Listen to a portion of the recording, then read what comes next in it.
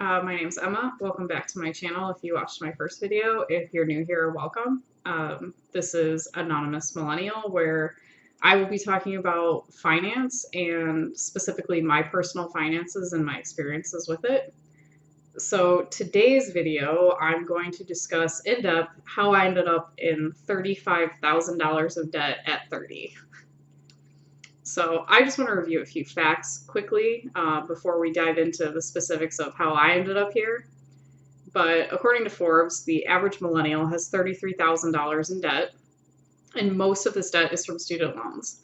The rest is from credit card, personal debt, medical debt, or car loans. Due to this high amount of debt, only 42% of millennials have more than $5,000 in savings. Only 1 in 3 millennials owns a home, and only 33% of millennials have credit cards with an average credit score of 668. The average millennial only makes about $35,500 per year, which is estimated to be about 20% lower than the average salary for boomers at the same age. More than half of millennials have received financial aid from a family member, and about 37% get money from them on a monthly basis. Based on these statistics, I pretty much fall right in the middle. I'm 30, so I'm right on the end of being an elder millennial and a true millennial, depending on what source you're looking at. I have $35,000 in debt. However, my debt's made up of a personal loan and credit card debt. I'm very fortunate and recognize that I'm very privileged to have graduated college with no debt. And in line with statistics, I have less than $5,000 in all my accounts combined.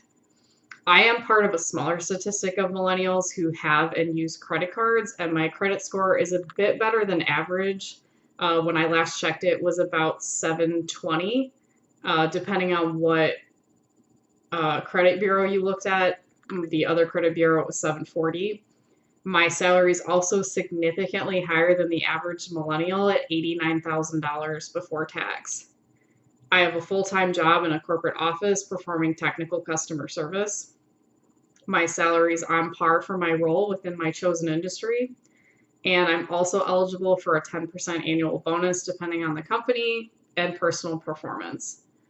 I also own a home and do not rent my main residence. While I do have a mortgage, I don't consider my mortgage part of my overall debt, and that's mainly because I have a 30-year fixed mortgage at a low interest rate.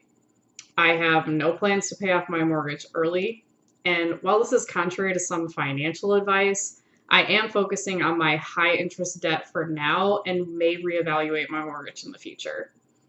I also recognize I would not have been able to purchase a home without the assistance of my family. I was gifted my down payment of 20% to avoid paying mortgage insurance. However, I do pay my mortgage, my taxes, and any other house-related expenses that come up. So now I've kind of set up where I fall within the statistics of most millennials. How did I get here? Long story short, I have a spending problem.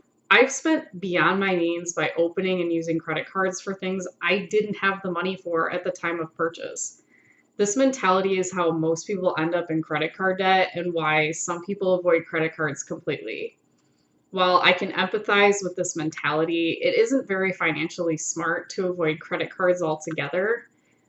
Using credit responsibly is how to take advantage of credit card incentive programs and build your credit score to be able to afford large necessary purchases when the time comes.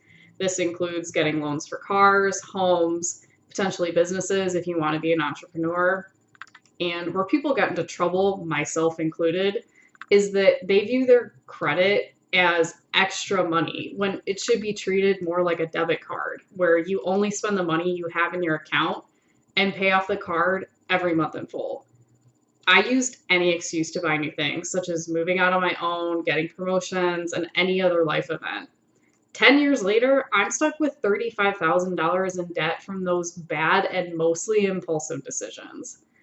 I used to go out to eat for multiple meals a day. I didn't have a budget. I started opening and using credit cards in my 20s.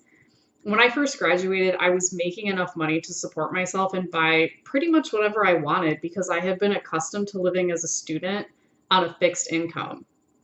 As I started making more money and moved to a more expensive area, I slowly started to realize I couldn't immediately go from being a broke student to living it up every day. I also made a poor decision to buy a brand new car in 2013 that I just paid off last month. 6 years of payments. Finally paid it off. I can't tell you how good that felt to pay off that car loan. Luckily, it was a 0% interest loan. Otherwise, I would have paid so much more for the car over the life of the loan. It took me several years to realize I was spending money that I didn't have and trying to achieve this ideal of a lifestyle I wanted or thought I deserved. I've been fighting myself on changing my lifestyle for the last several years with mild success. While I have not gone further into debt, I really haven't reduced my total debt over the last few years, even though my salary has grown by over $20,000 per year in that time. Lifestyle creep really hits you hard when you don't pay attention. I mostly attribute my poor financial decisions to not having and maintaining a budget when I was younger. When I was in school, if I worked and made money, I never saved it. I saw money I made as mine to spend on whatever I wanted, and I assumed that I would start saving when I was older, made more money, and could afford it. That seems reasonable until you wake up 10 years later and are worse off financially than you were at 20. I've also dealt with severe anxiety and depression because of my money. I used spending to deal with that anxiety and depression, but only drove myself deeper into debt and in turn exacerbated both of those conditions.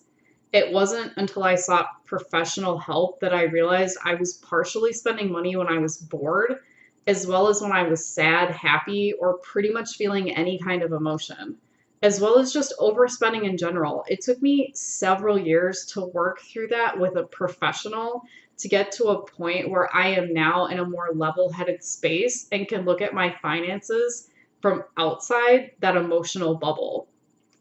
I've pretty much come to a turning point in my life.